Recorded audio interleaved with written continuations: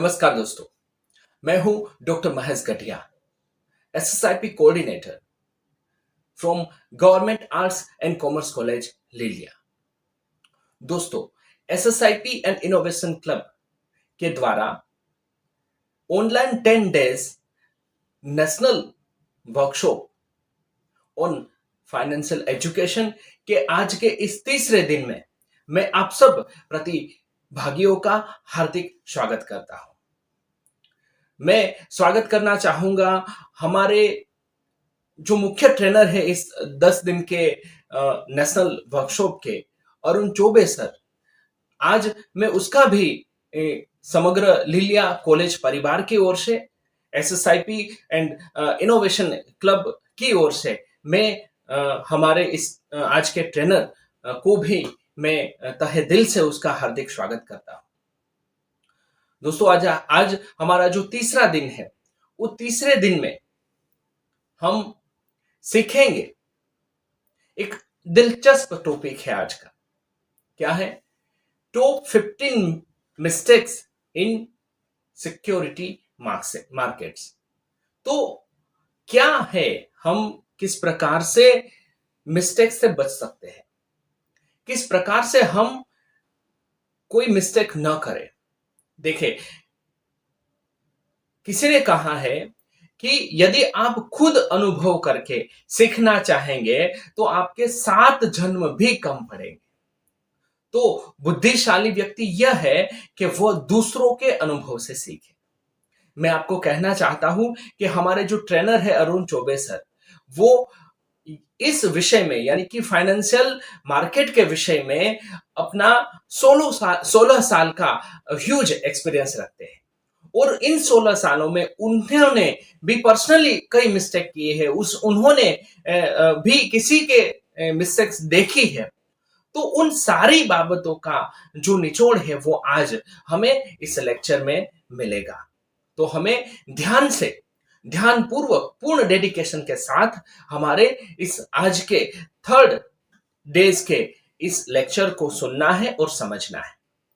दोस्तों, Warren Buffett ने कहा था कि यदि आज कोई किसी पेड़ के नीचे बैठा है तो उसकी वजह यह है कि बहुत समय पहले किसी ने वह पेड़ लगाया होगा। तो दोस्तों, हमारे साथ भी यह बात आज रिलेट हो रही है। किस प्रकार से? आज आप जो 10 दिन का इन्वेस्टमेंट करेंगे, यहां पर ये इन्वेस्टमेंट, मैं पैसों की बात नहीं कर रहा हूं, ये ज्ञान का इन्वेस्टमेंट है। आप अपने आप में इन्वेस्ट कर रहे हैं।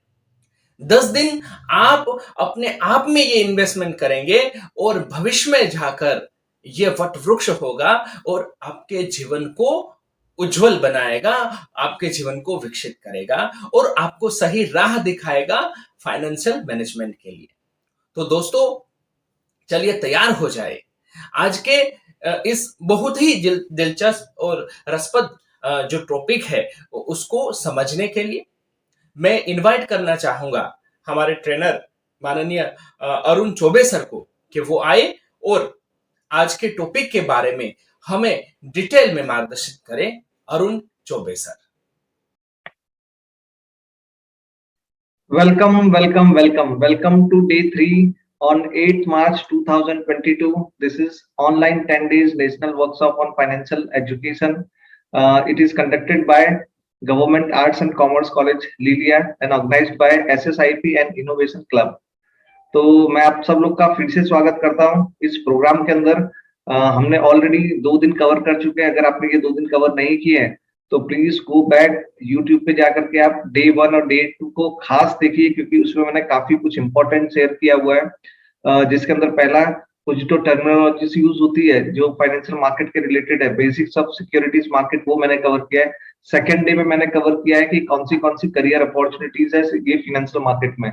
और आज मैं स्टार्ट कर रहा हूँ टॉप 15 मिस्टेक्स। एक्चुअली जब मैं ये वीडियो बनाना स्टार्ट कर रहा था या इसके बारे में रिसर्च कर रहा था तो पहले मेरे दिमाग में था टॉप 10 मिस्टेक्स, बट फिर मैं धीमे धीमे जब मैंने अपने आप को एक्सप्लोर करने का ट्राई किया कि लास्ट 16 ईयर्स में मैंने कितनी मिस्टेक्स की है, तो हर साल की मैंने एक मिस्टेक को आइडेंटिफाई किया और टॉप 15 मिस्टेक्स लेकर के मैं आपके सामने आया हूँ कि जिसके अंदर मैं जो मिस्टेक्स ऑलमोस्ट मैंने किए या मैक्सिमम केसेस में जो फाइनेंशियल मार्केट में वो लोग करते हैं, उसकी लिस्ट मैं आपके सामने प्रिपेयर कर रहा हूँ।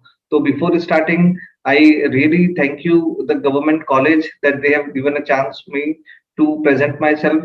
और खास मैं धन्यवाद कहना चाहूंगा डॉक्टर राजेंद्र सिंह राठौड़ को, जो प्रिंसिपल हैं GACCL लिलिया के। Thank you so much sir. उसके अलावा डॉक्टर महेश गढ़िया, जिन्होंने मुझको अपॉर्चुनिटी दी, जिनके थ्रू मैं ये प्रोग्राम को प्रेजेंट कर पा रहा हूँ, coordinator SSIP and innovation GACCL means लिलिया।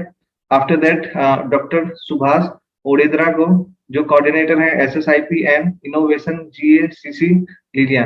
तो आई थैंक यू ऑल। और जो भी लिसनर्स हैं जो इस वीडियो को प्ले कर रहे हैं यूट्यूब के माध्यम से, उनको भी मैं थैंक यू कहना चाहूंगा, क्योंकि उन्होंने 2 दिन का टाइम ऑलरेडी निकाला, ये 3rd डे का टाइम उन्होंने स्पेंड किया। ये जो आज का प्रोग्राम है वो आइडली तो मैं 45 मिनट से 1 आवर का प्रिपेयर करने के प्लान में था, बट जैसे जैसे मैं इस पॉइंट में डीप में गया तो मैंने आइडेंटिफाई किया कि ये सही में बहुत ही इंपॉर्टेंट टॉपिक्स है। आज आप पैसा कैसे बना रहे वो इंपॉर्टेंट नहीं है, उसको कैसे मैनेज कर रहे हैं, कहाँ कहाँ मिस्टेक्स कर रहे हैं, वो हमको जानना बहुत जरूरी है। तो हो सकता है ये सेशन थोड़ा सा बड़ा हो जाए हम लोग के कैलकुलेशन के हिसाब से, तो 1.5 आवर या तो 2 घंटे का भी ये सेशन हो सकता है। तो इसलिए जब भी आप इसको सुन रहे हैं, ऐसी जगह पे बैठिए जहाँ पे क्वाइट हो, आपको डिस्टरबेंस कम से कम मिले। हो सके तो वाटर बॉटल अपने साथ में रखें, और बहुत सारे जो पॉइंट्स आपको लगेगा कि आपको नोट डाउन करना है, तो हो सके तो आप नोटपैड अपने हाथ में लेके बैठिए, जिससे क्या होगा कि आपको जो भी चीज लिखना हो वो आप लिख सको। Apart from that, it is not a normal kind of a programme कि जहाँ पे आपने वीडियो सुना और समझ के आगे बढ़ गए। ये पूरा एक प्रोसेस है जिसके अंदर आपको बहुत कुछ समझना है, बहुत कुछ हो सकता है टाइप करना पड़े, क्योंकि अगर मैं लाइव प्रोग्राम कर रहा हूँ तो उसके इसमें तो आपको मैं देख सकता हूँ, आपको फील कर सकता हूँ, या जो मेरा फिजिकल प्रोग्राम्स होते हैं उसमें ये सब कुछ पॉसिबल, मैं इन्वेस्टर अवेयरनेस प्रोग्राम्स भी करता हूँ। बट जब मैं ये डिजिटल माध्यम के थ्रू ये कर रहा हूँ, उसमें भी आप रिकॉर्डेड कोर्स देख रहे हैं, तो मुझको पता कैसे चलेगा कि आपने सही में उस चीज को एब्सॉर्ब किया है कि नहीं, मेरी जो मिस्टेक्स है आपने उससे कुछ सीखा है कि नहीं सीखा है। इसके लिए आपको वेल प्रिपेयर्ड रहना पड़ेगा। कितनी बार आपको लगेगा मैं थोड़ा सा हार्श हो रहा हूँ, बट ये बहुत ही इंपॉर्टेंट है कि अपनी गलतियों से सीखे। और ये जरूरी नहीं कि आप खुद वो सारी गलती करके सीखे, दूसरों के अगर मिस्टेक से आप सीख सकते हैं तो become you will become a best. जैसे मैं अभी 16 ईयर का एक्सपीरियंस है मुझको इस फील्ड में, तो मेरे साथ अगर आपने ये 10 आवर्स का सेशन पूरा कंप्लीट किया, 10 आवर्स तो नहीं बोल सकते, 10 डेज का, और ये हो सकेगा करीब करीब आपका अप्रोक्सीमेटली, मैं गिनता हूँ 12 to 15 आवर का टोटल सेशन होगा। तो आप अगर अपनी लाइफ के 15 आवर्स मुझको दे रहे हैं, तो मैं इतना एश्योर कर सकता हूँ कि जो मेरा 16 ईयर का एक्सपीरियंस है, तो आप ऑटोमेटिक 16 प्लस 1 डे के एक्सपीरियंस वाले हो जाएंगे। राइट। तो फिर से मैं आप लोग का स्वागत करता हूँ। मेरा नाम है अरुण अरुण चौबे। मैं सेबी के लिए वर्क करता हूँ as a smart, that means securities market trainer. Apart from that I am also working with NISM as a empanel trainer. NISM की जो बॉडी है that is National Institute of Securities Market, ये एक education wing है सेबी का, जिसमें financial market के related हम लोग अवेयरनेस प्रोवाइड करते हैं। और उसके अलावा काफी सर्टिफिकेशन कोर्सेज भी है। अगर वो सर्टिफिकेशन कोर्सेज के बारे में आपको डिटेल में जानना है, तो आप वीडियो 1 को फिर से एक बार देखिए कि अगर आपको करियर अपॉर्चुनिटीज के हिसाब से कौन से सर्टिफिकेशन करने चाहिए, उसके बारे में मैंने काफी डीप में इंफॉर्मेशन दी है। तो मैं ज्यादा टाइम यहाँ पे स्पेंड ना करते हुए प्रोग्राम को आगे बढ़ाता हूँ। ये प्रोग्राम में आपको काफी कुछ सीखने मिलेगा, और ये सारा जो भी मैं सिखा रहा हूँ that is practical point of view से है। ये सर्टिफिकेशन कोर्स नहीं है, ये सिर्फ कोर्स ऐसा है कि जिसको करने के बाद में आपके अंदर वो एक स्किल डेवलप होगी कि जिसके थ्रू आप वेल अवेयर्ड, या ऐसा बोल सकते हैं वेरी कैलकुलेटिव डिसीजन ले सकेंगे, कैलकुलेटेड रिस्क लेकर के आप इस मार्केट को एक्सप्लोर कर सकते हैं। और इसमें टाइम में ज्यादा लेने का मेरा मकसद भी यही है कि आप मेरी मिस्टेक से, मार्केट में रहने वाले दूसरों की मिस्टेक से आप सीखें, क्योंकि मैंने 16 इयर्स में मैंने काफी लोग को बहुत सारी मिस्टेक करते हुए देखा है। तो आपके सामने मैं ये एज अ मिस्टेक इसको मत समझो, it is work as an opportunity, आपके लिए ये अपॉर्चुनिटी की तरह काम करेगा। तो let us not waste much time, तो come with the notice of risk. मतलब मैं कुछ यहाँ पे डिस्क्लेमर देना चाहूंगा, क्योंकि ये जो वेबिनार हम कर रहे हैं ये that is purely for the education purpose only, और that is free of cost. College से मैंने कुछ भी चार्ज नहीं किया, कॉलेज ने मुझको कुछ भी पे नहीं किया। मैं अवेयरनेस प्रोग्राम्स करता रहता हूँ, तो that is part of this initiative. Please verify all the information before using it and don't make any investment decision upon the advice of professional financial advisor.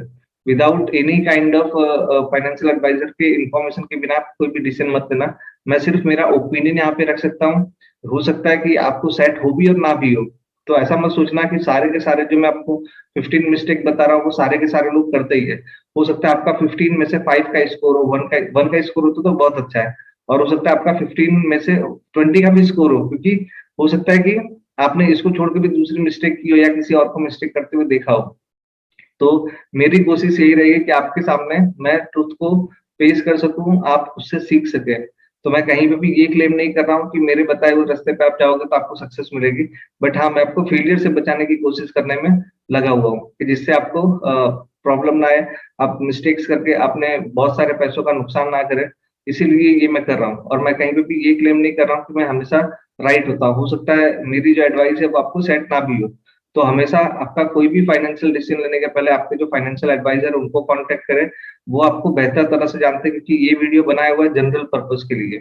But आप यूनिक है, every person is unique, तो हो सकता है ये आपके set हो भी और ना भी हो।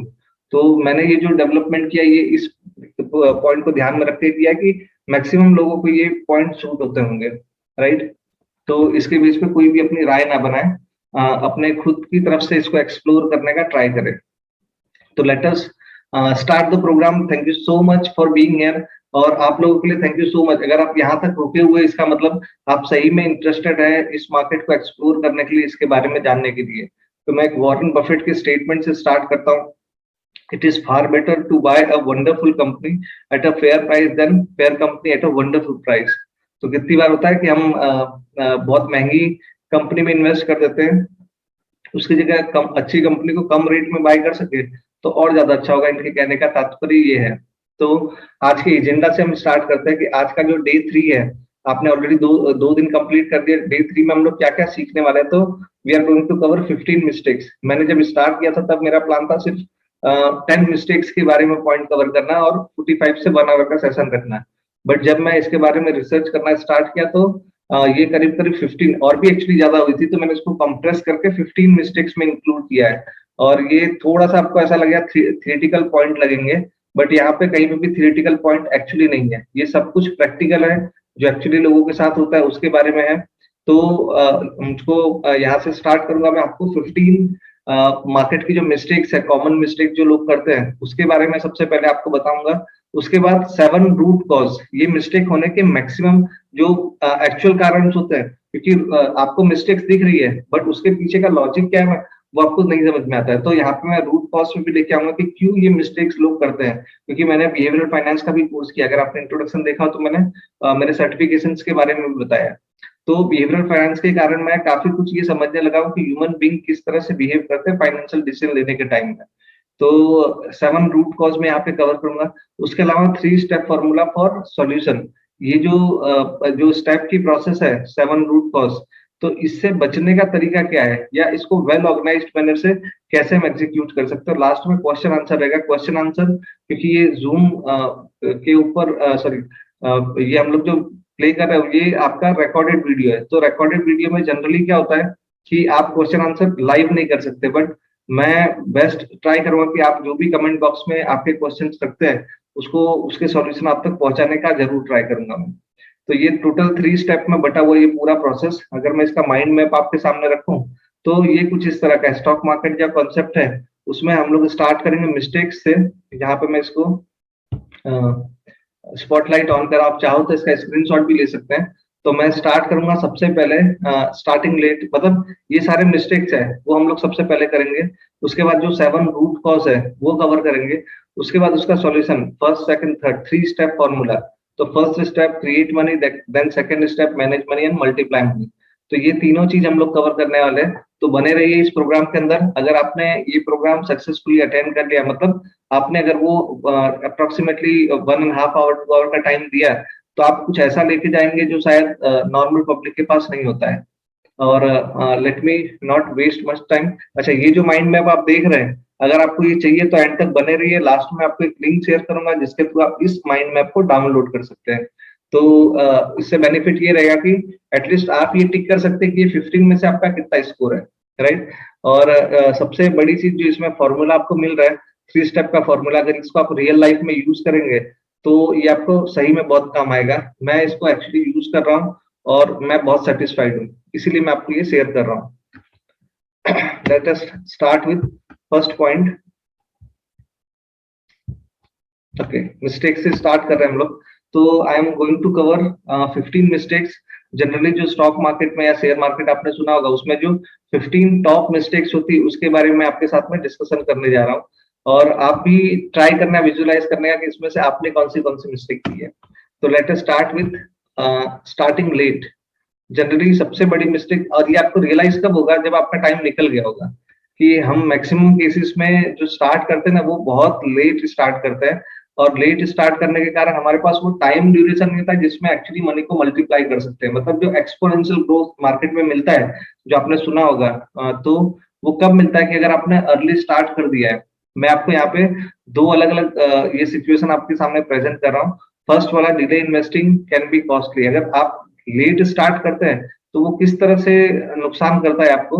तो यहाँ पे मैं एक अजम्पशन ले रहा हूँ, ये मैं सारा आपको जो बता रहा हूँ ये प्रैक्टिकल है। मतलब आप अगर शांति से बैठ के सोचेंगे तो आपको लगेगा कि नहीं, मैंने कहीं पे भी गलत नहीं बोला है। तो मैं ऐसा मान के चलता हूँ कि अगर आपके पास में अच्छा टाइम है और आपने कुछ खाली 5,000 रुपीज की एसआईपी या कोई इन्वेस्टमेंट स्टार्ट किया, जनरली हम अज्यूम नहीं कर सकते कितना रिटर्न मिलेगा, बट अभी तक जो पास्ट परफॉर्मेंस है उस पर आप देखो तो एवरेज 12% के आसपास का रिटर्न मार्केट ने डिलीवर किया हुआ है इक्विटी स्कीम्स के अंदर। तो अगर वो 12% के आसपास का रिटर्न आपका बैठ सकता है या आपका बैठा है, तो उस केस में सिर्फ आपने 5,000 की एसआईपी स्टार्ट की है और सिर्फ 30 ईयर तक इन्वेस्ट करके रखा, 30 साल तक ये प्रोसेस को कंटिन्यू रखा, तो उस केस में आपके पास में जो कॉर्पस होगा दैट विल बी 1.77 करोड़। आप समझ सकते हैं कितनी बड़ी अमाउंट है, राइट। और सिर्फ 5,000 के सेविंग के थ्रू, मैं ऐसा नहीं बोल रहा हूँ कि आपको बहुत बड़ी अमाउंट करनी है। और ये अगर मतलब मैं आप सिंप्लीफाइड में कि अगर जो मैं ये प्रोग्राम कर रहा हूँ कॉलेज के लिए, और आपको क्यों बता रहा हूँ खास, क्योंकि आप अभी जो अटेंड कर रहे हैं जो सही में कॉलेज में है, तो उनका 20 से 22, 23, 24 के आसपास की एज होगी, तो आपके पास सफिशियंट टाइम है। एटलीस्ट 5,000 बचाना स्टार्ट करो पर मंथ। हो सकता है अभी आपके पास इनकम का सोर्स ना हो क्योंकि पॉकेट मनी पे आप चल रहे होंगे, और जो ऑलरेडी जॉब कर रहे हैं उनके लिए तो खास कि आपको प्रोसेस स्टार्ट कर देनी चाहिए। तो this is the right time to start. आप कहाँ से करते हैं, कैसे करते हैं, वो आपको देखना है। बट मैं इतना कह सकता हूँ कि अगर ये मिस्टेक मैंने की थी कि मैंने काफी लेट स्टार्ट किया, तो जब आपने मतलब इनकम आपकी जब आना स्टार्ट हो, तो ये प्रोसेस को स्टार्ट करना है। खाली 5,000 रुपीज का इन्वेस्टमेंट आपको हर महीने करना है। अब मैं आपको ये दिखाना चाहता हूँ कि इसमें डिले करने से क्या नुकसान होता है। तो सबसे बड़ा नुकसान क्या होगा, सिर्फ मैंने इसको थोड़े टाइम 3 ईयर से डिले किया, ज्यादा नहीं, खाली 3 ईयर से डिले किया है। तो आप देख सकते हैं कि जो मेरा कॉर्पस 1.77 करोड़ हो सकता था उसकी जगह पे अब 1.21 करोड़ है। तो ऑलमोस्ट 56,000 का, 56 लाख का मतलब नुकसान आ रहा है। अगर मैंने यही सेम खाली 3 साल में इतने का फर्क पड़ रहा है, तो आप समझ सकते हैं जो आपने स्टार्टिंग के 3 साल में पैसे सेव किए थे उसकी वैल्यूएशन आपको एंड में 56 लाख मिल सकती थी। यही प्रोसेस में अगर मैंने 5 साल का डिले किया, मतलब अगर मैं 20 से स्टार्ट कर रहा हूँ उसकी जगह 25 से स्टार्ट करूंगा, और मैं उसके बाद में मतलब इन्वेस्टेड रहता हूँ 25 ईयर्स तक, तो उस केस में I will going to save only 94.9 lakh. और 82.1 लाख, ऑलमोस्ट 40-45% का मुझको यहाँ पे नुकसान आ गया सिर्फ 5 साल में। 30 में से वो 5 साल इतने इंपॉर्टेंट है, आप समझ सकते हो। और यही अगर मैंने और डिले किया और सिर्फ 10 साल के बाद स्टार्ट किया, मतलब टोटल 20 ईयर ही मैंने सेव किया 30 में से, तो आप देखेंगे सिर्फ 49.9 लाख में बचा पाऊंगा। 1.2 CR का मैंने नुकसान किया वो 10 साल में। तो ये स्टार्टिंग के जो 10 साल है ना वो बहुत ही इंपॉर्टेंट है। और आप देखोगे कि ये सेविंग की हैबिट अगर आपने अभी से डाल दी तो that will be life long आपको फ्रूटफुल रहेगी। फिर आते हैं हम लोग सेकंड पार्ट पे। सेकंड पार्ट के अंदर हम लोग कवर कर रहे हैं कि how short term happiness can hurt long term comfort. अगर आप शॉर्ट टर्म में कितनी बार एंजॉय करने जाते हैं, 5 स्टार में हम लोग खाना खाने गए, डिजाइनर बैग यूज कर रहे हैं, लेटेस्ट सेल फोन, आप देखा होगा यंग यंग जितने लोग हैं ना वो आईफोन ही यूज करते हैं यार। मैक्सिमम मैंने देखा है कि वो 6 मंथ्स में फोन चेंज कर देते हैं। अगर प्रॉब्लम है और चेंज करो तो ठीक है, तो बट मैक्सिमम केसेस में अगर आप देखोगे तो ये प्रॉब्लम नहीं होती, बट वो शो ऑफ के लिए कर रहे हैं। ये आपको बाद में रियलाइज होगा कि जब आपने वो जो पैसा है ये सब डेप्रिसिएटिंग एसेट्स के अंदर इन्वेस्टमेंट किया था, उसकी जगह अगर आपने सही में इसको प्रॉपर जगह पे इन्वेस्ट किया होता है तो उसका क्या इम्पैक्ट आता है। फिर हॉलीडे टूर, बिग कार, तो ये उसके कॉस्ट, प्रेजेंट कॉस्ट रखे हैं। अगर इसको 20 ईयर तक के लिए आपने प्रॉपर जगह पे इन्वेस्ट कर दिया था और अज्यूम कर रहे हैं कि 12% का रेट ऑफ इंटरेस्ट मिल रहा होता उस एवेन्यू पे, तो जो 5,000 रुपीज का 5 स्टार का कॉस्ट है वो 51,500 रुपीज की वैल्यूएशन बन जाता है। इसी तरह से आप देखो 9 lakh will become 92.7 lakh rupees. तो ये जल्दी स्टार्ट करने का बेनिफिट है और आप सही टाइम पे हैं, आप चाहो तो यहाँ से स्टार्ट कर सकते हो। Let us come to the next point. Generally क्या होता है, buying unfolded tips. Maximum cases में आपने सुना होगा, फोन आता है कि बॉस एक काम करो, ये शेयर ले लो, 15 दिन में पैसे डबल। बॉस अगर 15 दिन में पैसे डबल हो सकते हैं तो वो आपको बताता है। आप अपना दिमाग लगाने का ट्राई करो कि कोई भी आपको क्यों बताएगा कि 15 दिन में पैसे डबल होने वाले हैं। वो सब कुछ बेच करके उसमें खुद इन्वेस्ट नहीं कर देगा, कभी भी शॉर्ट टर्म काम नहीं करता है। और ये लॉटरी जैसा हुआ, लॉटरी में कैसा होगा कि 1 करोड़ में से एक बंदे को लॉटरी लगेगी, और एक ये भी रिसर्च हुआ कि लॉटरी जीतने के बाद भी वो पैसा उसका बहुत टाइम तक टिकता नहीं है। क्यों? क्योंकि उसको हैबिट पड़ गई होती है। तो बेस्ट वे ये है कि पैसा कमाना और पैसा मैनेज करना दो एक्चुअली डिफरेंट थिंग है। तो आपको ट्राई करना है कि कोई भी टिप्स के ऊपर भरोसा नहीं करना है। राइट। जनरली केसेस में आपके पास बहुत सारे आएंगे ऐसे, और खासकर मतलब ऐसा नहीं मैं बोल रहा हूँ कि वो जानबूझ के करते हैं, कितनी बार आपके फ्रेंड्स फैमिली भी आपको टिप्स देंगी, टिप्स मतलब रिकमेंडेशन देते हैं, तो आप उनके पास से सुनो, समझो, और फिर अपना एक प्रोसेस डेवलप करो जिसके थ्रू आप उसमें इन्वेस्टमेंट कर रहे हो, ना कि किसी के भरोसे। अरुण चौबे का फोन आता है कि ये शेयर ले लो, तो भी आपको नहीं लेना है। आपको अपना दिमाग लगाना है। भगवान ने आपको दिमाग क्यों दिया है? इसलिए दिया है कि आप उसके ऊपर उसको यूज करके प्रॉपर इन्वेस्टमेंट कर सको। राइट। तो अब ये आपका सेकंड जो मेन पॉइंट है वो मैंने आपको बताया कि कभी भी टिप्स के ऊपर भरोसा नहीं करना है। थर्ड आते हैं, मैक्सिमम केसेस में लोग क्या करते हैं, एवरेज डाउन और अप जो बाइंग होता है ना, जैसे जैसे शेयर का भाव घटते जाएगा आप और बाय करते जाओगे, और बाय करते जाओगे, और बाय करते जाओगे। क्या कंपनी का नाम मैं नहीं बता रहा हूँ, बट यहाँ से स्टार्ट किया था, आप देखो तो करीब करीब 11,500 के आसपास से आपने बाय किया, और वो नीचे आते गया, आपने यहाँ पे एवरेज की, फिर यहाँ पे एवरेज की, फिर यहाँ पे एवरेज की। तो एक्चुअली हुआ क्या कि जो आप एवरेज करते गए उसमें आपकी कॉस्टिंग आपको लग रहा है डाउन हो रही है, और कितनी बार ये तो ठीक है कि यहाँ से वापस कवर भी रहेगा, मान लो वो कवर नहीं होता स्टॉक और भी नीचे जाता है, तो उस केस में सब कुछ खत्म हो जाता है, और आपके पास कैपेसिटी होनी चाहिए उसके लिए। तो हमेशा जो आप कर रहे हैं, आप जो भी मतलब बाय कर रहे हैं, अगर आपने पहले से प्लान किया हुआ कि मेरे पास टोटल 100 रुपीज है, उसको मैं 50 20 20 10 या 35 35 और इस तरह से 30 इस तरह से, या तो फिर 20 20 20 20 करके 5 स्टेप में, अगर आपने वो पहले से प्लान किया कि मैं इसको इस तरह से इन्वेस्ट करूंगा, तो then it's okay, well and good, तब तो आप एकदम सही काम कर रहे हो। बट अगर आपने प्लान नहीं किया है, आपने स्टॉक बाय किया, 100 रुपए का स्टॉक हो गया 80 रुपए, आप सोचते हैं यहाँ पे एवरेज करते हैं, आपने फिर बाय किया, फिर वो 70 हो गया, फिर आपने बाय किया, तो वो जब समझो कि अगर 10 रुपीज आ गया तो आपका क्या होगा। तो हमेशा जब आप बाइंग कर रहे हो तो आपको रिस्क मैनेज करना सबसे इंपॉर्टेंट है। मार्केट कहाँ जाएगा ना वो आपको पता नहीं होता है, बट आपको ये पता होना चाहिए कि मैं कितना पैसा खोने के लिए रेडी हूँ। जब तक आपने अपना रिस्क मैनेजमेंट प्रॉपर नहीं किया तो ये मार्केट में कोई भी पैसा नहीं बना सकता है। तो इस केस में आपको ये चीज का खास ध्यान रखना है कि जब भी आप खुद ट्रेड कर रहे हो तो आपको एंट्री लेते के टाइम ही आपकी एग्जिट की स्ट्रेटेजी पक्की होनी चाहिए। जैसे होता है ना, plan A, plan B, plan C. तो अगर आप ऐसा सोचते हो कि मैंने यहाँ पे एंट्री दी तो टारगेट आएगा तो कब निकलूंगा, स्टॉप लॉस आएगा तो कब निकलूंगा, तो ये आपको खास ध्यान रखना है। फिर नेक्स्ट आते हैं हम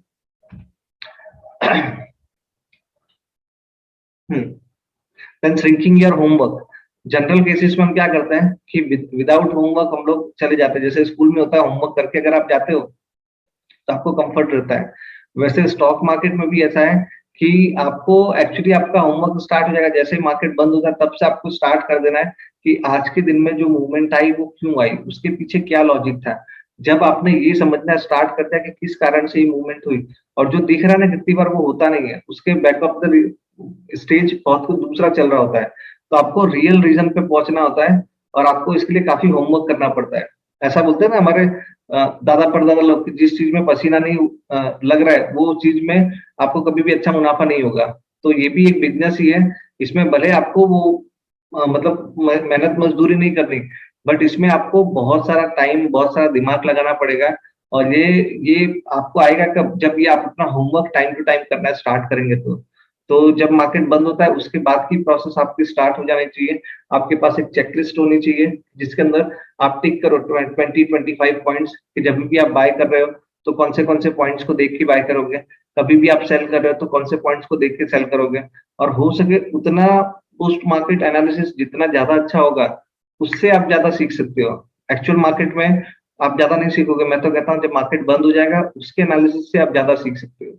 तो always do a post analysis of your stock market trade so that you can learn from your successes and mistakes। जो भी आपने अच्छा काम किया उसको रिपीट करना है, आपने जो जो अच्छा किया उसको रिपीट करना है, और जो चीज खराब की है उसको कैंसिल करना है, राइट। आपने ये चीज हैबिट डेवलप कर ली तो ऑटोमेटिक आपका प्रॉफिटेबिलिटी रेशियो बढ़ जाएगा। Next point, running with leverage. आप अगर लीवरेज लेके काम कर रहे हैं तो बॉस आप कमाओ कि नहीं कमाओ आपका ब्रोकर कमाएगा, राइट। एक्सचेंज कमाएंगे, गवर्नमेंट कमाएगी, बट आप रह सकते हो। तो कहने का मतलब आप अपने खुद के लिए वर्क करो ना, आप दूसरों के लिए भी वर्क कर रहे हो, वो कमाए अलग बात है। बट मैं ऐसा मानता हूँ कि जब भी लीवरेज आप यूज करते हो उसका मतलब क्या हुआ कि आपका जो अमाउंट है उसके सामने आपने कहीं और से बोरो किया हुआ है, उसको मल्टीप्लाई करने का ट्राई ट्राई किया है। अगर नॉर्मल केस में अगर 100 रुपीज में इन्वेस्ट कर रहा हूँ और 100 रुपीज का ही मैं शेयर परचेस करता हूँ तो उस केस में क्या होगा, अगर मेरा नसीब खराब है और वो शेयर 10% माइनस भी हो गया तो भी 90 रुपए के शेयर मेरे पास हैं। बट आप जब लीवरेज यूज करते हो, कहीं और से पैसे को बोरो करके इसमें इन्वेस्ट करते हो, तो अगर उसमें नुकसान आता है तो क्या होगा, मान लो आपने 10 मतलब आपका जो एक्चुअल पैसा है उसकी जगह से आपने 90% और कहीं से बोरो किया हुआ है, और अब आप इन्वेस्टमेंट कर रहे हो और अब आपका नसीब खराब हुआ और 10% का मूवमेंट आ गया और आपके अगेंस्ट में आया, तो उस केस में 100 रुपए जो आपकी मूडी ना वो भी चली जाएगी। तो हो सके तो इस मार्केट में लीवरेज का यूज मत करो। मैं तो कहता हूँ जितना आपके पास है उसका आधा ही यूज करो, क्योंकि वो आधे में भी आपको इतना रिटर्न मिलेगा जो पूरी अमाउंट में शायद रिटर्न ना मिल सके। तो जो लोग लीवरेज यूज कर रहे हैं मैं आपको खास बता दूं कि बॉस आप जिस प्रोसेस को फॉलो कर रहे हो वो आगे जाके आपको डुबाने के कगार पे लेके जा सकती है, डूबने के कगार पे। कि ये बहुत ही रिस्की चीज है, मैंने काफी बार मार्केट में देखा हुआ है कि लोग लेवरेज लेके, अगर आपके पास स्ट्रेटेजी है कोई और आप प्रॉपर वे में काम कर रहे हो, रिस्क मैनेज करके कर रहे हो, तो देन वेल एंड गुड। अगर आप ये कर रहे हो तो आपसे अच्छा कोई भी नहीं है। बट 98% लोग वो रिस्क को मैनेज नहीं कर पाते। तो आप अगर रिस्क मैनेज नहीं कर सकते हो तो ये आपके लिए प्रोडक्ट है नहीं। आपको अपने लीवरेज को साइड में रख के विदाउट इन लीवरेज ही काम करना है, because that is very dangerous. Next point पे आते हैं, इग्नोर टैक्स। मैक्सिमम केसेस में ये लोग भूल जाते हैं कि आप जो भी काम कर रहे हो उसमें गवर्नमेंट का भी हिस्सा है, वो साइलेंट पार्टनर है, सही है कि नहीं। तो आप जो भी कमा रहे हो उसमें आपको गवर्नमेंट को टैक्स देना पड़ता है। बट हमको पता ही नहीं था कि इसको बाय डिफॉल्ट हमको टैक्स कितना परसेंट लगेगा, कितना हमको चार्ज पे करना रहेगा। तो उस केस में आपको टैक्स के बारे में पूरी जानकारी होनी चाहिए, क्योंकि आपके पास पैसा आता है, प्रॉफिट आया, प्रॉफिट आते ही पार्टी होती है दोस्तों के साथ, वो बोलते हैं कि बस इतना कमाया, कितनी बार तो कमाया समझो 1000 रुपए और 10,000 रुपए की पार्टी हो गई। मतलब कहने का मतलब ये है कि आपके पास पैसा आता है वैसे चले जाएगा कहीं ना कहीं पे, या कोई ना कोई पैसे की रिक्वायरमेंट बहुत सारी होती है। पैसा आने के बहुत कम रास्ते होते हैं। आपने अगर बैंक स्टेटमेंट देखा हो आपका, तो आपके पास एंट्री जो होगी ना इनकमिंग की, वो बहुत कम होगी। पूरे महीने का ऑब्जर्व कर रहे हैं आप, फिर इनकमिंग बहुत कम होगी, बट आउट गोइंग आप देखोगे तो बहुत सारी, और कम से कम 1:10 का रेशियो तो मिनिमम होगा। यानी एक आने वाली एंट्री होगी तो कम से कम 10 जाने की एंट्री होगी, और कितने केसेस में तो 1:100 का रेशियो भी होता है।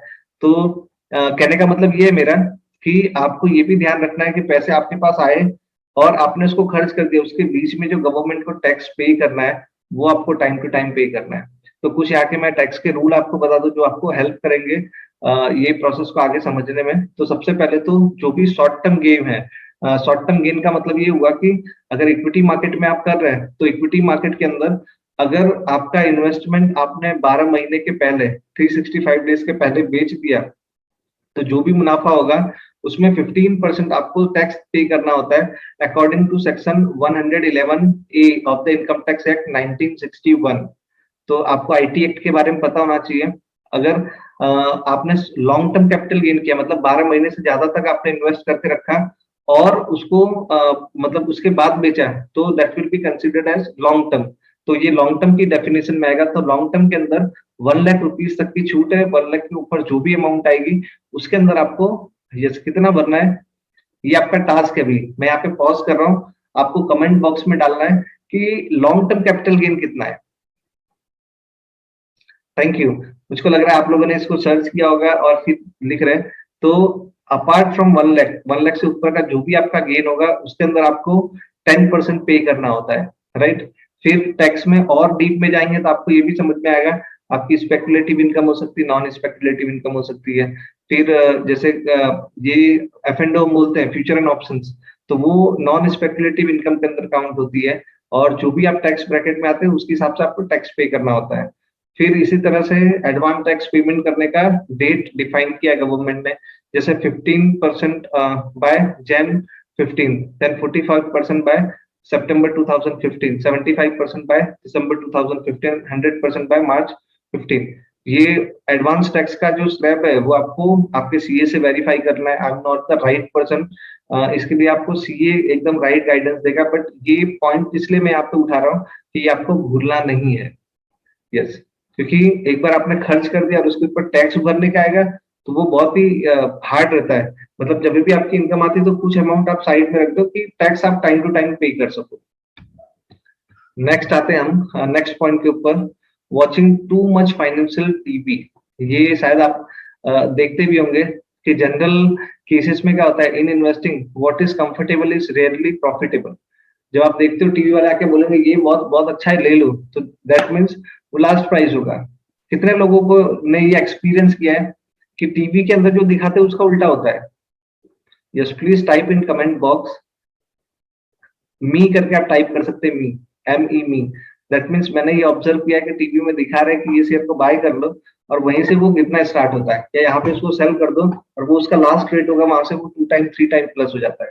तो ये टू मच टीवी को भी, फाइनेंशियल टीवी को अवॉइड करना स्टार्ट करो। मैं ऐसा नहीं बोल रहा हूँ नहीं देखना चाहिए, बट आपको आपका लॉजिक भी लगाना है, क्योंकि वो इन्फॉर्मेशन सही देते हैं बट कितनी बार उसका प्रेजेंट करने का तरीका अलग होता है और वो सबके ऊपर सेट नहीं होता है। तो आपको ट्राई करना है, आपका खुद का प्रोसेस होना चाहिए जिसके थ्रू इसको आप आइडेंटिफाई कर सको। Then not seeing the big picture. हम छोटे छोटे प्रॉफिट लॉस में अपना टाइम ज्यादा वेस्ट करते हैं, बट अगर आप लंबा पिक्चर देखते हो कि आप रोज ट्रेड करोगे ना, तो मैं ऐसा मानता हूं कि आपको मैक्सिमम टाइम में नुकसान ही आएगा।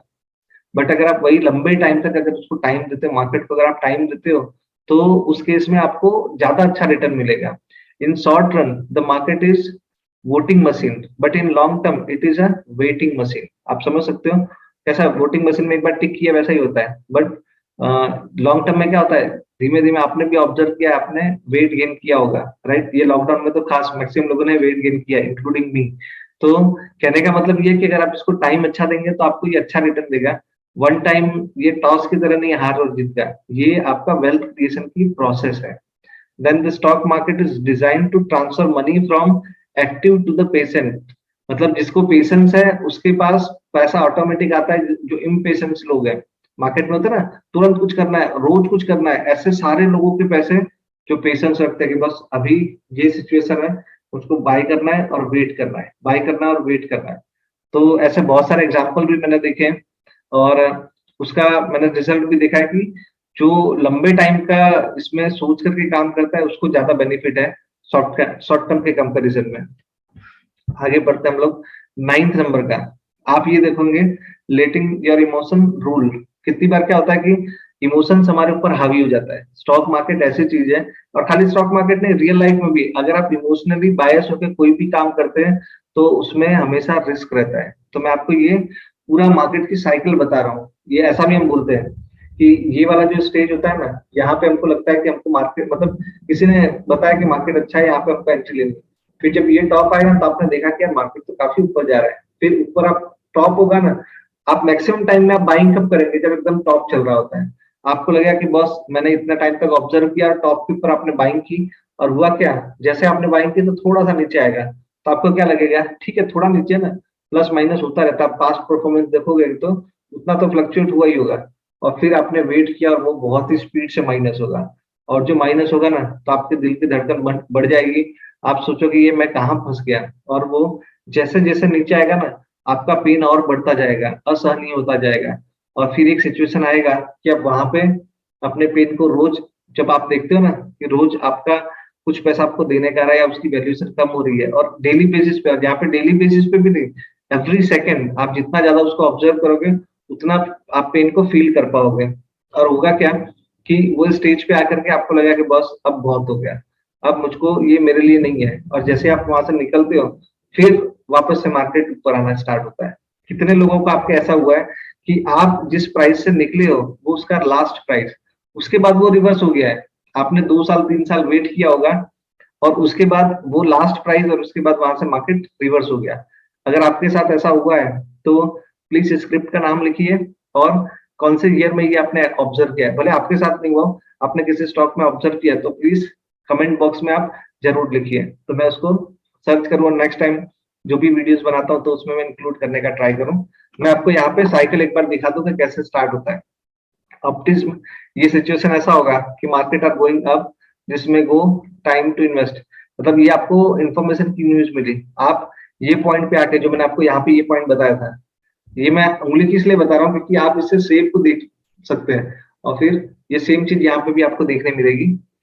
ये कॉन्फिडेंस आपको आएगा कि बॉस, या तो आप ऐसा होगा कि आपने थोड़े शेयर करके भी देख लिए होंगे, क्योंकि स्टार्टिंग में होता है क्या, आप जब मार्केट में पहला ट्रेड करेंगे ना तो आपको प्रॉफिट ही मिलेगा, ये मार्केट का रूल आप समझ सकते हो। मुझको, मैंने ये ऑब्जर्व किया कि जो भी बंदा फर्स्ट टाइम ट्रेड करता है उसको पैसा मिलता है, बट जैसे ही आप, फिर आपको कॉन्फिडेंस आ गया कि बस ये तो राइट टाइम है, मुझको ही ऐसा ब्रह्म ज्ञान हुआ कि यहाँ पे एंट्री लेनी चाहिए, तो अगर वो सिचुएशन आपको लगी तो फिर क्या होगा, ये पॉइंट पे आप एंट्री लोगे, और जैसे एंट्री लेते हो आपको थोड़ा सा प्लस भी दिखेगा, तो आपको लगेगा बॉस मैंने तो बहुत अच्छा दिमाग लगाया और मेरे पास सही टाइम पे इन्फॉर्मेशन आ गई। फिर थोड़ा सा नीचे आएगा, फिर आपको क्या लगेगा, I am a long term investor. India के अंदर ये डेफिनेशन काफी फेमस है कि आप जब बाय करते हो और अगर वो शेयर ऊपर चला गया, अगर यहाँ से ये ऊपर गया होता तो आप बिक गए, आपने बेच दिया होता है। ये भले यहाँ से ऊपर जाकर के, मतलब यहाँ पे मान लो किसी ने एंट्री दी और यहाँ पे वो बेच देगा, बट ऊपर का जो प्रॉफिट का चांस है ना वो बहुत कम लोग ले पाते हैं।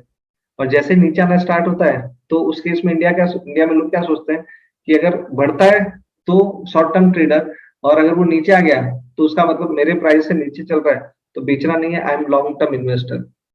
तो ऐसे कितने लॉन्ग टर्म इन्वेस्टर्स हैं, please type in comment box. तो यहाँ पे आप देखोगे तो डिनायल आएगा, दैट मीन्स आप लॉन्ग टर्म के बारे में बात करने स्टार्ट कर देंगे। फिर उसके बाद में ये सिचुएशन ऐसा आएगा कि जब आपने जो इन्वेस्ट किया उससे भी ज्यादा का नुकसान हो रहा है, मतलब अमाउंट के परसेंटेज में देखें तो 10%, 15%, 20, जो भी आपका पेशेंस लेवल है उसके कंपेरिजन में यहाँ से धीमे धीमे नीचे आएगा, ये पैनिक वाली सिचुएशन होगी।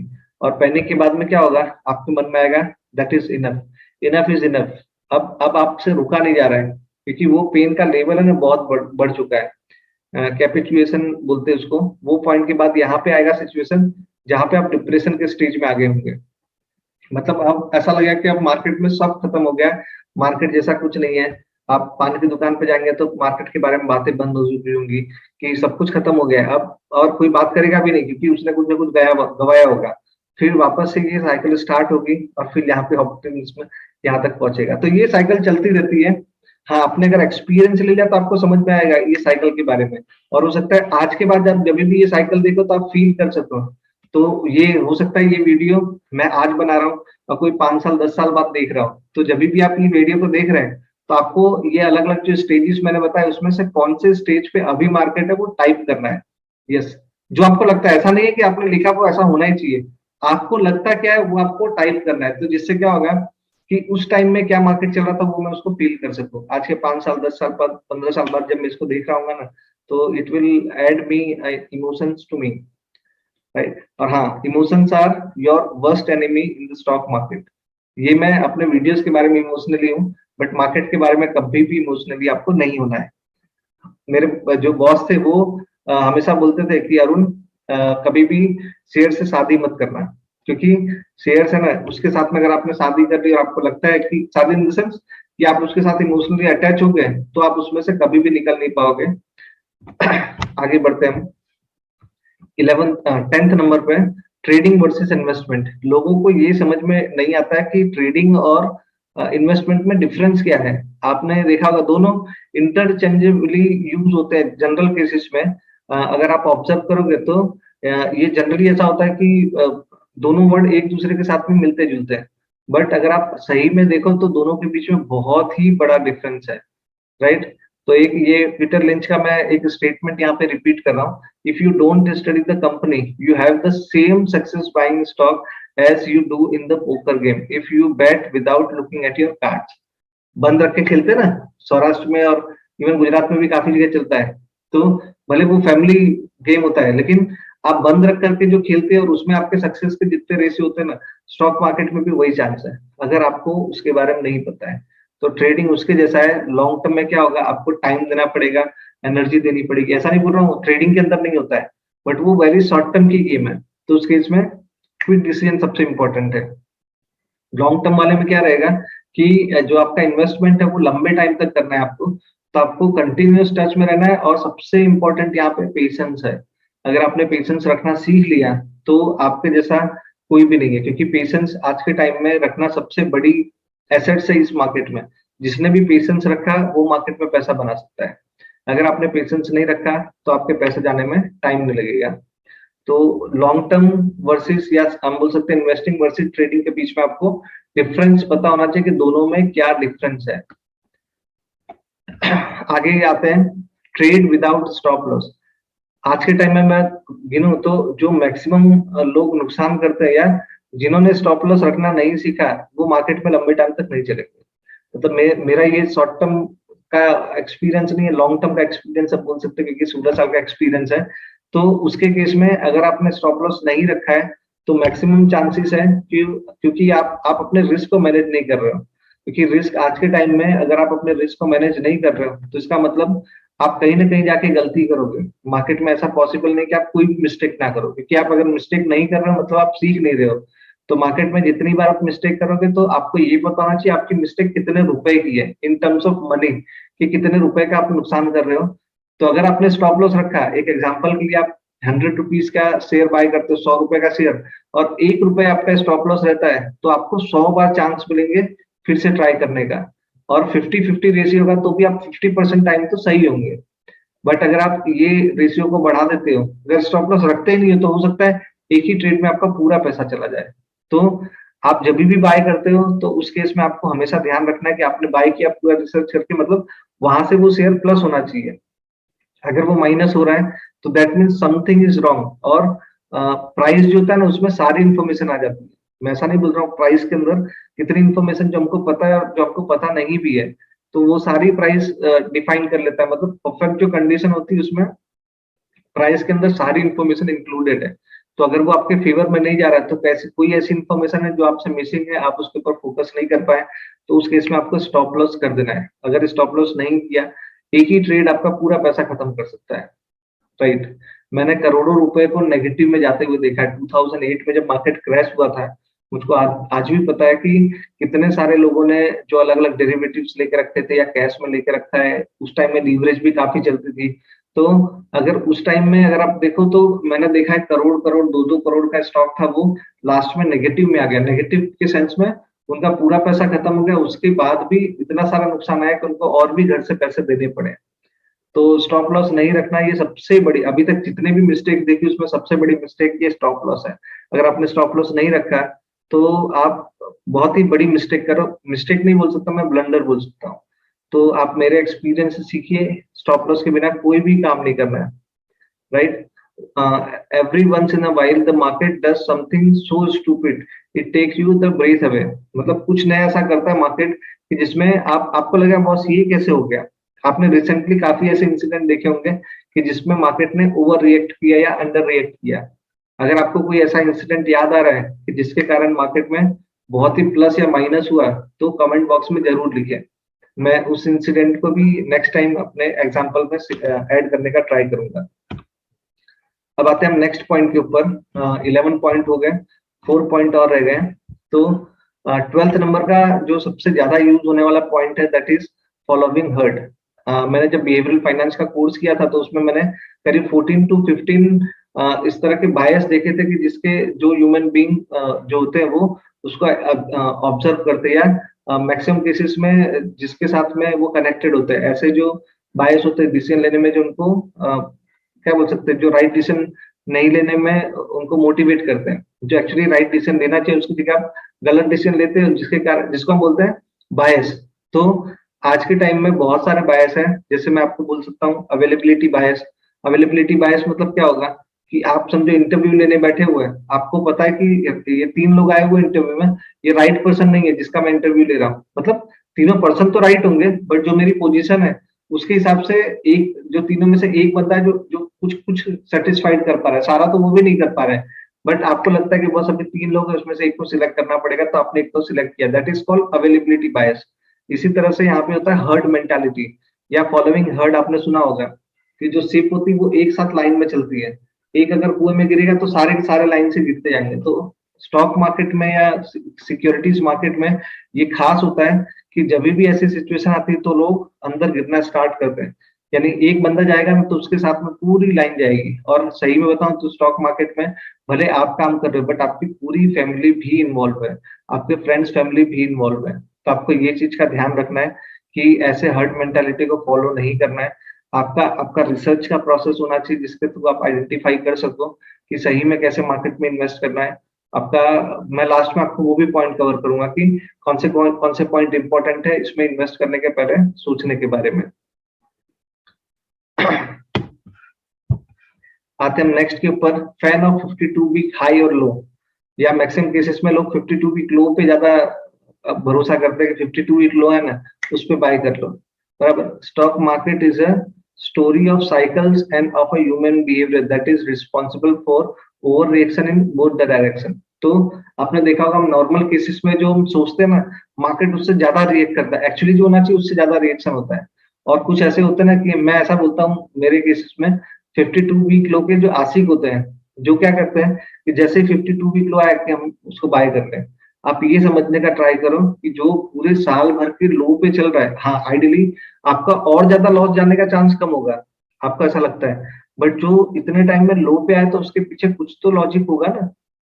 आज के टाइम में इतने एक्सपर्ट लोग, पैसे की कमी भी नहीं मार्केट में, मार्केट में बहुत पैसा है और इन्वेस्ट करने वाले लोग भी है, बट अगर कोई उसको बाय नहीं कर रहा है, वो 52 वीक लो पे चल रहा है, तो दैट मीन्स वहां पे कुछ ना कुछ प्रॉब्लम है।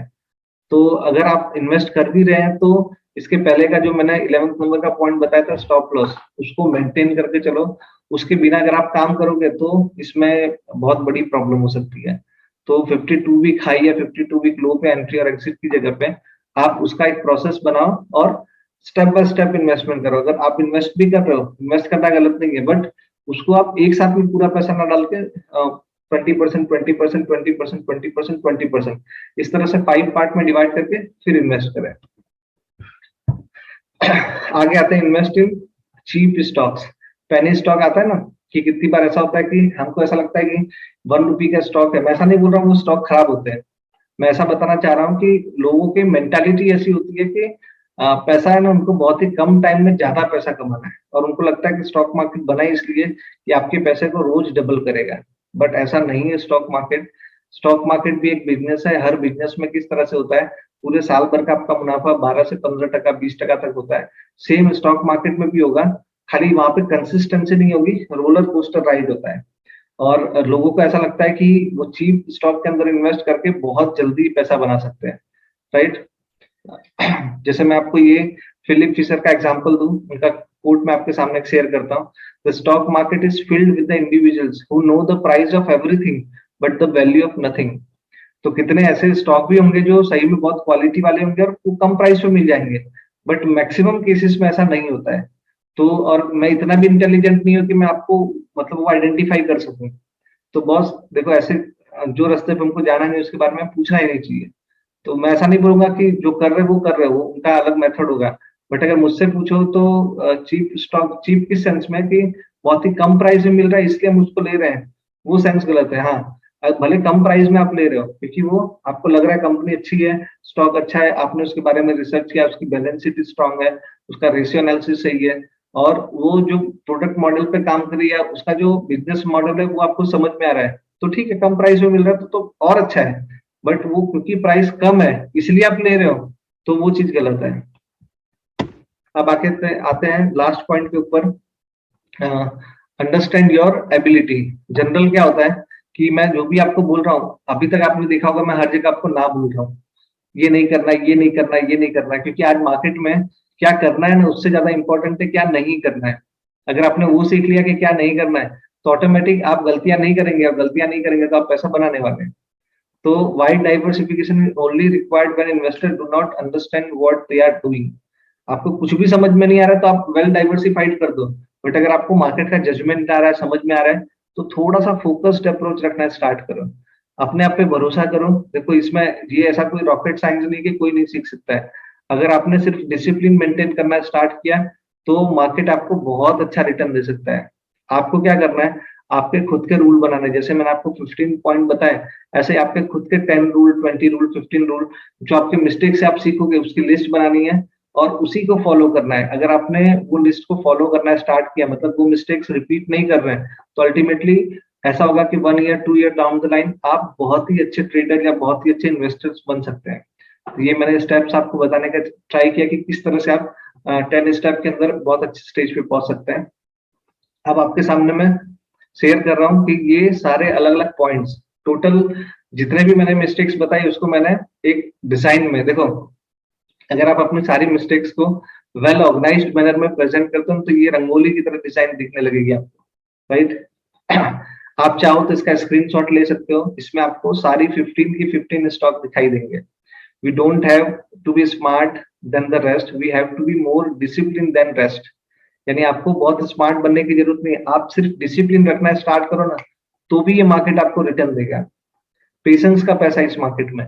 और ये जो 15 आप अलग अलग मिस्टेक्स देख रहे हैं, तो ये 15 में से आपका स्कोर कितना है आपको कमेंट बॉक्स में जरूर बताना है, तो जिससे मुझको समझ में आए कि आपने कितनी मिस्टेक्स की है। आगे बढ़ते हैं, हम इस पॉइंट को और आगे ले जाते हैं, क्योंकि अभी तक मैंने सिर्फ मिस्टेक्स के बारे में डिस्कशन किया है। An investment in in knowledge page the best interest, ये बेंजामिन फ्रैंकलिन ने कहा हुआ है। ये आपने स्टेटमेंट सुना भी होगा कितने लोगों के मुंह से, कि आप अपने नॉलेज के ऊपर अगर इन्वेस्ट कर सके तो उससे अच्छा इन्वेस्टमेंट कोई भी नहीं है, क्योंकि वो किया हुआ इन्वेस्टमेंट आपको लंबे टाइम तक बहुत अच्छा रिटर्न देता है। मैं आपको मेरे लॉकडाउन के टाइम की बात बताऊं तो लॉकडाउन के टाइम में मोर देन 2-2.5 लाख का इन्वेस्टमेंट या 3 लाख के आसपास का इन्वेस्टमेंट मैंने अपने ऊपर किया था, और उसका बेनिफिट ये हुआ कि आज मैं डिजिटली मैक्सिमम चीजें कर रहा हूँ, आपके साथ बात कर रहा हूँ, भले मैं लाइव नहीं हूँ बट फिर भी मतलब आप मुझको पहले रिकॉर्ड किया हुआ सुन रहे हैं, बट मेरा बेनिफिट ये है कि मैं डिजिटली सब जगह प्रेजेंट हूँ। मेरा जो मैं मिशन लेके चल रहा हूँ कि 1 लाख लोग की लाइफ को चेंज करना है, नॉर्मल लाइफ से फाइनेंशियल फ्रीडम वाली लाइफ में लेके आना है, तो उस केस में ये मुझको जो एजुकेशन है उसने बहुत हेल्प की है। तो let us come to the main point, 7 root cause. कौन से 7 रीजंस हैं जिसके कारण ये 15 मिस्टेक्स होती है। और मैं एकदम बेसिक देके आऊंगा, मतलब जो होता है ना कि कोई भी जो, अगर आपने ट्री देखा हो तो उसका फ्रूट कैसा होगा ना, वो डिपेंड किस पे होता है, रूट के ऊपर। जो उसकी जड़ें होती है ना, अगर वो आपकी मजबूत होंगी तो आपका फ्रूट भी अच्छा आएगा। तो अभी मैंने जो आपको दिखाया वो फ्रूट्स दिखाया, मतलब उसका जो रिजल्ट था वो आपको दिखाया, बट उसका कारण क्या हो सकता है वो आपको मैं अब दिखाने जा रहा हूँ। तो सबसे पहला कारण होता है कि गोल सेटिंग। तो गोल सेटिंग हम लोग पता नहीं, मैंने ऑब्जर्व किया कि बहुत कम लोग गोल सेट करके फिर काम करते हैं। तो मैक्सिमम जो मिस्टेक्स होती है ना उस केस में क्लाइंट, मतलब जो इन्वेस्टर है या क्लाइंट है, उसको पता ही नहीं होता कि उसको करना क्या है। वो मतलब without any goal, without any reason कर रहा है। क्यों कर रहा है? क्योंकि आप उसके बाजू वाले ने उसमें ट्रेड किया हुआ है, राइट। उसके फ्रेंड ने उसको इन्फॉर्मेशन दी कि ये स्टॉक बढ़ने वाला है, उसको पता भी नहीं होता कंपनी क्या कर रही है। मैंने मैक्सिमम जगह पे देखा हुआ है कि उनको without any planning, without any गोल वो इन्वेस्ट कर रहे हैं। तो आपका सबसे पहला जो रूट कॉज है वो गोल सेटिंग है। अगर वो नहीं है तो मिस्टेक्स होगी। तो गोल सेटिंग में आप जो भी गोल सेट करते हो, मैं आपको end of the 10th number का जो मेरा प्रोग्राम रहेगा, मतलब 10th डे का जो प्रोग्राम है, उसमें हम लोग ये गोल सेटिंग रियल लाइफ के अंदर लाने की बात करेंगे। उसमें मैक्सिमम पॉइंट, इस पॉइंट को और इलोबरेट करूंगा मैं, बट यहाँ पे मैं आपको सिर्फ बताने के लिए बता दूं कि आपका गोल स्मार्ट गोल होना चाहिए, राइट। स्मार्ट का मतलब क्या होता है? यस, आपका जो गोल होगा that should be very specific than achievable. उसके बाद में यस, आप कितने लोगों ने ये सुना भी होगा, बट इसको ट्राई करो आप को रिलेट करने का, कि जितना भी आप गोल सेट करते हो ये 5 कैरेक्टरिस्टिक्स उसके अंदर होना चाहिए। स्मार्ट गोल हम जिसको बोलते हैं, स्पेसिफिक होना चाहिए, मेजरेबल होना चाहिए, अटेनेबल होना चाहिए, रियलिस्टिक होना चाहिए, टाइम बाउंड होना चाहिए। अगर ये 5 आपके पॉइंट मिल रहे हैं तो आपने राइट गोल सिलेक्ट किया है।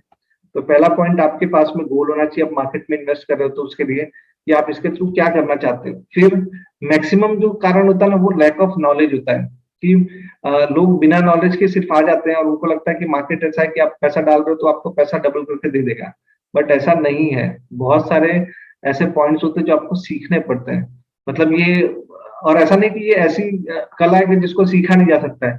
Yes you can, of course आपको थोड़ी मेहनत करनी पड़ेगी, आपको थोड़ा अपना टाइम देना पड़ेगा। और अगर आप सही में स्टॉक मार्केट से सीखना चाहते हो तो एक स्टेप, आप पहला स्टेप ये फॉलो करना स्टार्ट करो, एवरी डे कम से कम 3 आवर्स की रीडिंग स्टार्ट करो। आप न्यूज़पेपर पढ़ते हो, न्यूज़पेपर में भी आपको क्या पढ़ना है, यस बिजनेस टाइम्स या मतलब जो बिजनेस रिलेटेड जो न्यूज़पेपर्स आते हैं उसके ऊपर, इकोनॉमिक्स टाइम्स या ऐसा पॉइंट की जिसके अंदर आपको सीखने मिले, या ऐसी मैगजीन जिसमें बिजनेस रिलेटेड कुछ इंफॉर्मेशन आती हो। जितना ज्यादा आप इसको पढ़ने का स्टार्ट करेंगे तो आपको ऑटोमेटिक आइडियाज यहाँ पे पॉपअप होंगे। उसके बाद आते हैं हम लोग नेक्स्ट पॉइंट पे। तो विदाउट ट्रेडिंग और इन्वेस्टमेंट प्लान, मैक्सिमम लोगों के पास में उनका पूरा प्रोसेस ही डिफाइन नहीं होता है। मैं आपसे पूछना चाहूंगा कि आपके पास प्लान है कि आप किस तरह से इन्वेस्ट करते हैं? नो, यस, मैक्सिमम लोग का आंसर नो है। क्यों? क्योंकि हमने प्लान ही नहीं किया कभी कि ट्रेड करने के लिए भी प्लान करना होता है। हमको तो ऐसा सामने प्राइस दिखा, बाय कर लिया, फिर बेच दिया, बट ऐसा नहीं होता है। सबसे पहले आपको फाइनेंशियल गोल आइडेंटिफाई करना है, उसके बाद आप कितना रिस्क लेना चाहते हैं वो आइडेंटिफाई करना है, फिर आपको टाइम फ्रेम डिफाइन करना है कि कितने टाइम में ये चीज होना चाहिए। फिर आपने फाइनेंशियल प्रोडक्ट को आइडेंटिफाई किया, क्योंकि जब तक आप अपना गोल डिफाइन नहीं करेंगे आपको ये समझ में नहीं आएगा कि इक्विटी में करना है, डेरिवेटिव में करना है, कमोडिटी में करना है, करेंसी में करना है, इक्विटी में करना है, डेट में करना है, किस में करना है। वो आपको समझ में कब आएगा? जब आपने प्रॉपर गोल डिफाइन किया होगा तो। और उसके बाद में आता है मॉनिटरिंग एंड रिव्यू। ऐसा नहीं कि सिर्फ आपने एक प्रोसेस बना दिया और उसको फॉलो किया तो हो जाएगा, आपको प्रॉपर वे में उसको मॉनिटरिंग भी करनी है। अब आते हैं नेक्स्ट पॉइंट के ऊपर, फियर। मार्केट में जो मैक्सिमम प्रॉब्लम आती है वो किस कारण से आती है? फियर के कारण। और फियर में भी कौन सा होता है? फोमो जिसको हम बोलते हैं, फियर ऑफ मिसिंग आउट। सबने कमा लिया और मैं ही रह गया, सबने कमा लिया और मैं ही रह गया। जो मन में ऐसा होता है ना कि बस यार उसने तो कमा लिया, मुझको तो मिला ये मौका। या वो आके बताएगा, मार्केट में एक्चुअली ऐसा होता है, जिसमें उसने पैसा बनाएगा ना वो आपको बताएगा कि बस मैंने तो ये स्टॉक लिया था, 10 रुपीज में लिया था, अभी वो 200 रुपीज चल रहा है। बट बस 200 वाला भी लिया था, जो 10 रुपीज आ गया वो नहीं बताएगा वो। तो कभी भी एक ही पॉइंट को मत देखो, हर सिक्के के दो पहलू होते हैं, तो आपको दोनों देखना है। तो ट्राई करना है कि इससे दूर रहें। फिर आता है फियर ऑफ लॉस। ये अलग अलग फियर्स मैं आपके बात सामने प्रेजेंट कर रहा हूँ, क्योंकि जो मार्केट होता है ना वो लालच और डर, ये दो पे ही चलता है। तो मैं डर वाला पॉइंट है ना आपको प्रेजेंट करने का ट्राई कर रहा हूँ। तो पहला पॉइंट मैंने आपको बताया, फियर ऑफ मिसिंग आउट, मतलब मैं रह गया वो वाली सिचुएशन। दूसरा है फियर ऑफ लॉस। लॉस के डर से हम लोग काम ही नहीं करते हैं। मतलब आज समझो सिचुएशन कैसी है कि मैंने गाड़ी दी हुई है और मैं एक डेस्टिनेशन से दूसरे डेस्टिनेशन जाना चाह रहा हूँ, और मेरी इच्छा है कि सारे के सारे सिग्नल जब ग्रीन होंगे तभी मैं घर से निकलूंगा। तो दैट इज नॉट पॉसिबल। आपको कैलकुलेटेड रिस्क लेना पड़ेगा। यस, अगर आप उसको हैज करना चाहे या उसको डाइवर्सिफाइड करना चाहे तो लंबा ड्यूरेशन सिलेक्ट करके उसको आप कर सकते हैं come. Then fear of investing to trading, और ये सही में बहुत रिस्की है कि लोग स्टार्ट करते हैं इन्वेस्टिंग के हिसाब से, फिर धीमे धीमे कब स्पेकुलेशन उनके ब्लड में आ जाता है वो पता ही नहीं चलता है। तो आपको ये भी ध्यान रखना है कि आप अगर इन्वेस्टमेंट के पर्पज से काम करना स्टार्ट करें तो प्योरली इन्वेस्टमेंट करें, कभी भी स्पेकुलेशन या ट्रेडिंग में मत घुसे। और जो अमाउंट आपने ट्रेडिंग के लिए रखी वो प्योर ट्रेडिंग के लिए होनी चाहिए। Then fear of not being right. कितनी बार ऐसा होता है ना कि अगर मैं गलत हो गया तो मार्केट में बॉस कितना भी बड़ा, कितना भी एक्सपर्ट हो, कोई 100% सही नहीं हो सकता है, राइट? इवन गॉड भी मार्केट में आ जाएंगे ना, वो भी निफ्टी में कहीं ना कहीं गड़बड़ करेंगे, सेंसेक्स में गड़बड़ करेंगे, स्टॉक में गड़बड़ करेंगे। कोई भी ये नहीं बोल सकता है कि ये अभी जो, हाँ मैं ये बोल सकता हूँ कि अभी जो मार्केट है ना, आज के 10 साल 15 साल पहले बाद में यहाँ से ऊपर होगा, बट आप कल के दिन में क्या मार्केट होगा ना, वो कोई प्रिडिक्ट नहीं कर सकता है कि कल के दिन में मार्केट क्या रहेगा। फिर उसके बाद में fear of not being right का मतलब क्या होगा कि आप गलतियां करेंगे ऐसा आपको डर लगता है, बट बॉस आप गलती नहीं करोगे तो सीखोगे भी नहीं।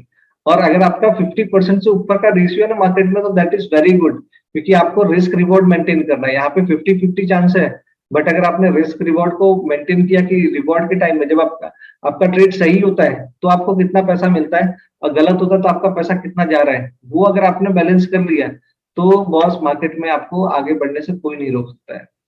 देन लास्ट में सोशल स्टेटस, कितनी बार स्टेटस के कारण भी हम नहीं कर पाते हैं इसमें मार्केट में, तो ये भी आपको ध्यान रखना है कि स्टेटस को साइड में रख करके प्रॉपर प्रोसेस फॉलो करनी है। स्टेटस में पॉजिटिव नेगेटिव दोनों है।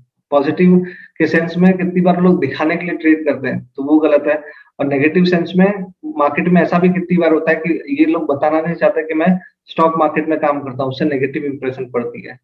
तो ये सब फियर से बाहर निकलो।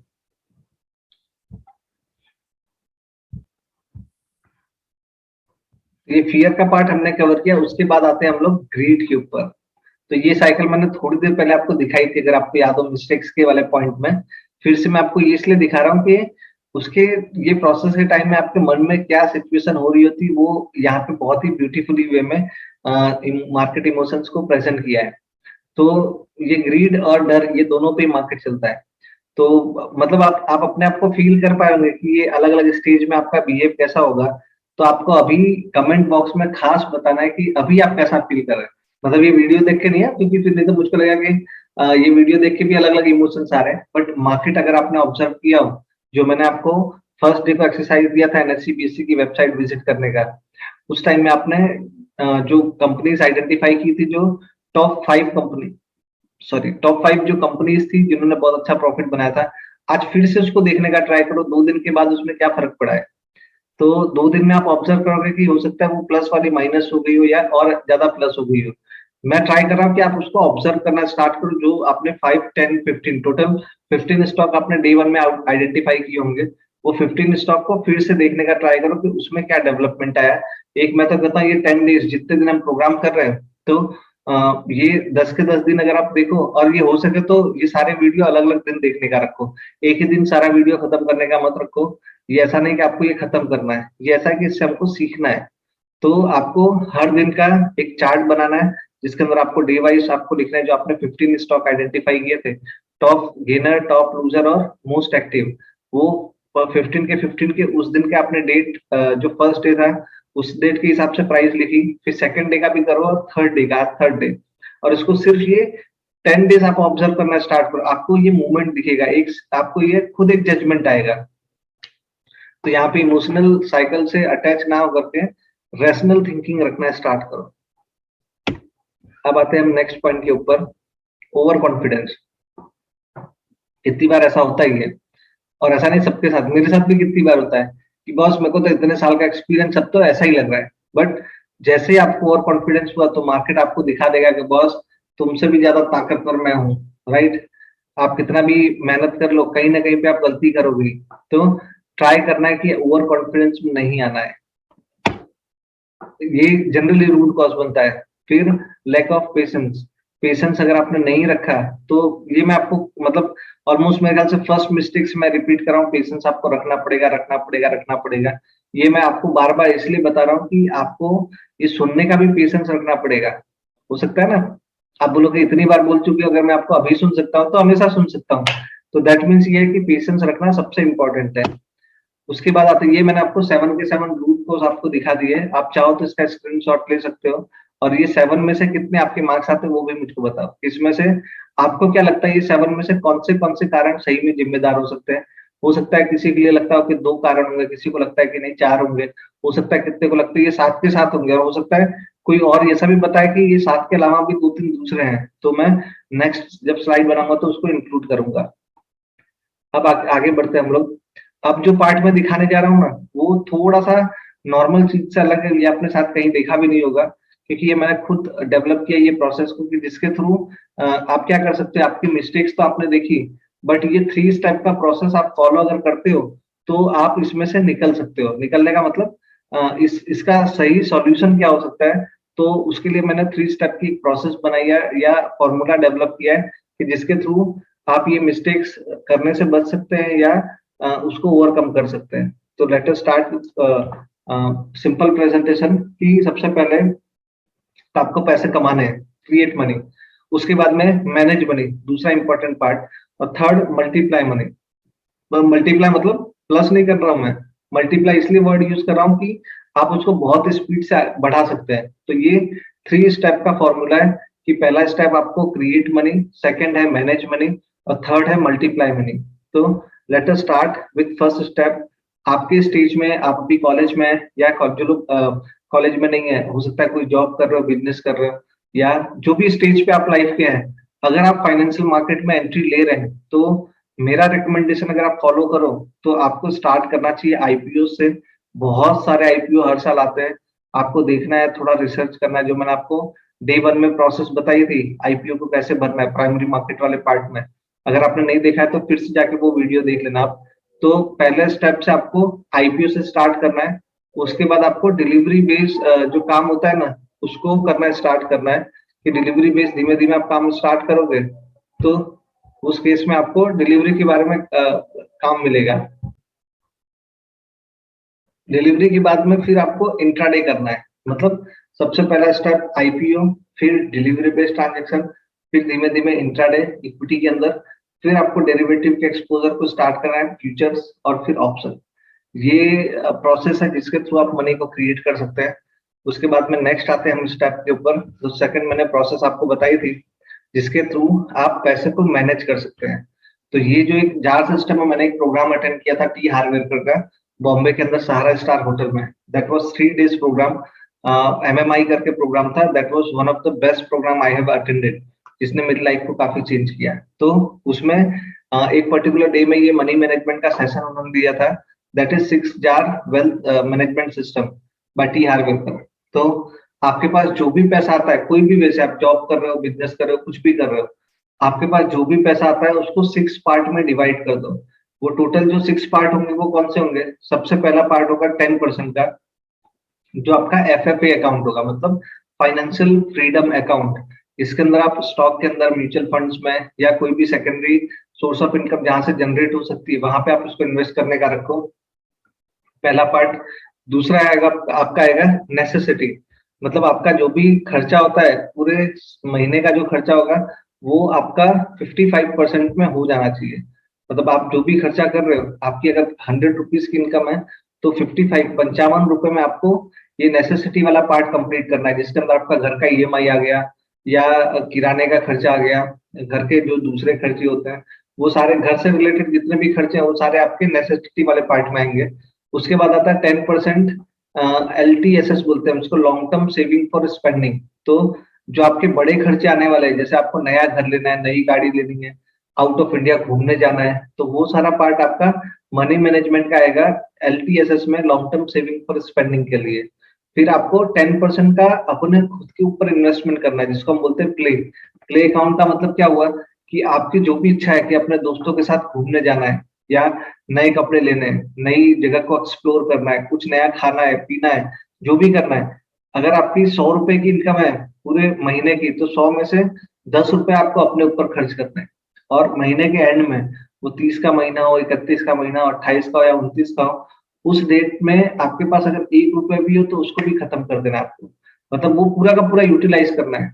अच्छा, आपको कमेंट बॉक्स में बताना है कि ये प्ले वाले में मैंने जो 10% का आपको बताया कि अपने ऊपर खर्चा करना है, और मैं कह रहा हूँ खर्चा करना मतलब ये इन्वेस्टमेंट की बात नहीं है, बोलते हैं ना उड़ाना, ये किस लिए जरूरी है या इससे क्या फर्क पड़ेगा, आपको नीचे कमेंट बॉक्स में बताना है। और जितना लंबा आप आंसर इसका दोगे उतना मुझको अच्छा लगेगा कि आपने इसके बारे में सोचा है। और सिर्फ आपको ये नहीं करना है, और उसके ऊपर के कमेंट्स भी आपको देखने हैं कि जिन्होंने ऑलरेडी इसके बारे में आंसर दिया उसका और आपका ओपिनियन में कितना डिफरेंस है। परफेक्ट। तो प्ले के अंदर आप जितना ज्यादा खर्चा करोगे, मतलब जो भी अमाउंट आप खर्चा कर रहे हो 10% की अमाउंट होनी चाहिए। उससे क्या होगा, आपको सेल्फ सेटिस्फेक्शन मिलेगा कि आपने जो भी किया है, जो आप कमा रहे हो उसमें से आप अपने लिए भी वो कर रहे हो।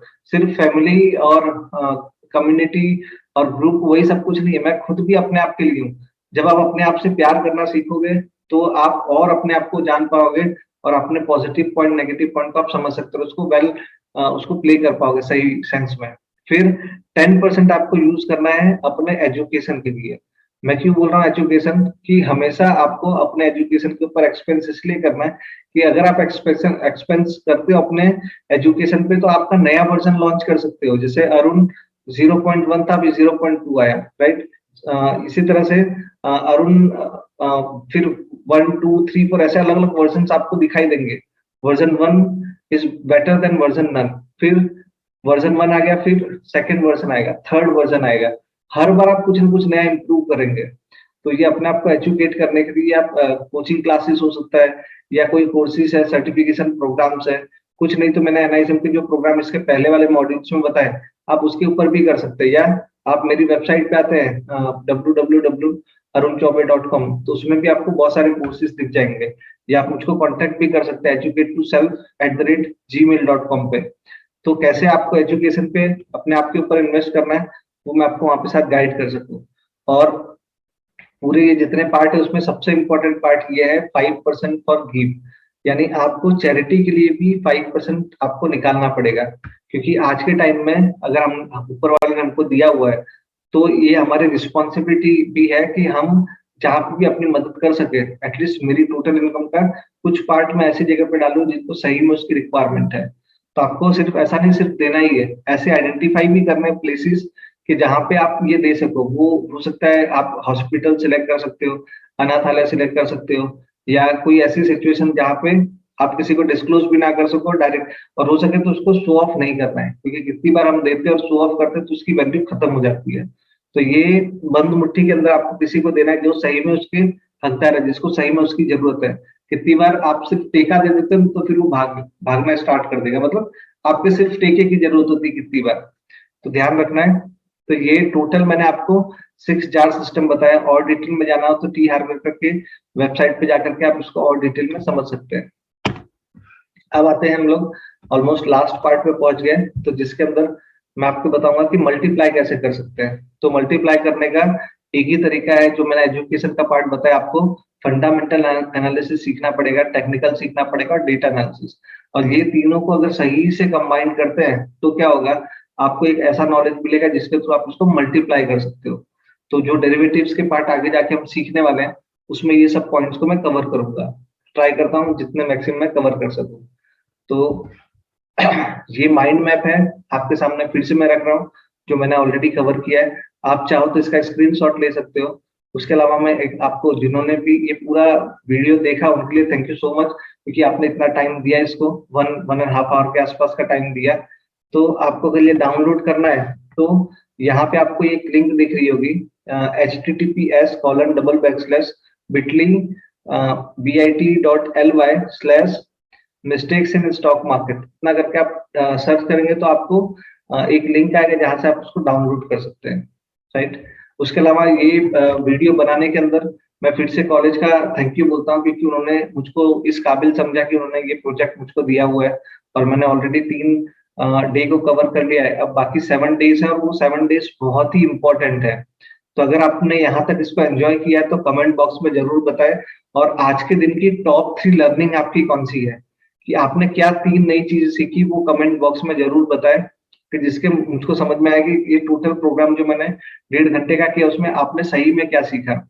उसके अलावा आपको जो बीच बीच में क्वेश्चंस पूछे वो भी आपके आंसर्स देते रहना है, क्योंकि ये पूरी प्रोसेस अगर आप पार्टिसिपेट नहीं करेंगे तो आपको इसका रिजल्ट नहीं मिलेगा।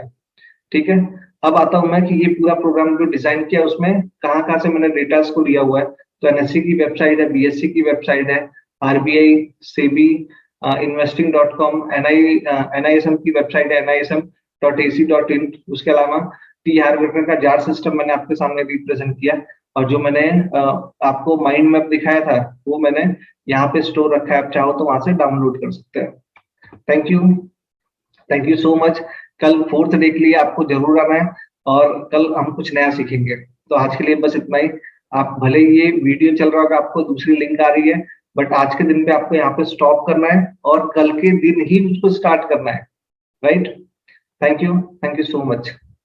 यहाँ पे मैं अपना प्रोग्राम कंप्लीट करता हूँ। आपको कुछ भी क्वेरी हो, कोई भी डाउट हो, तो आप कमेंट बॉक्स में डाल सकते हैं। I will definitely come back to you और try to answer your question, all questions, right. Arun Choubey मेरा नाम है, आप नोट डाउन करके रख सकते हैं। Thank you so much.